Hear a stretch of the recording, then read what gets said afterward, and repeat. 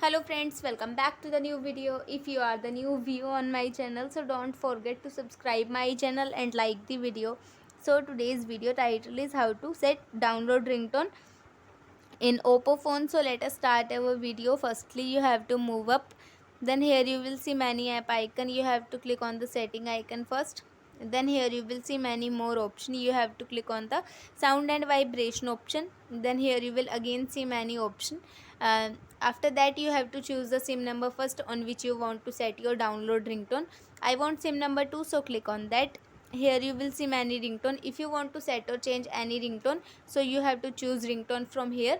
But if you want to set downloaded ringtone, click on the select from files, then here you will see some call recording and some downloaded song like that. So I want that one, click on that. Now click on the back option, again click on that, and here you will see in this way sim 2 download ringtone is set on our mobile phone in this way. So I hope this video helps you, so please subscribe my channel and like the video. Thank you so much for watching our video.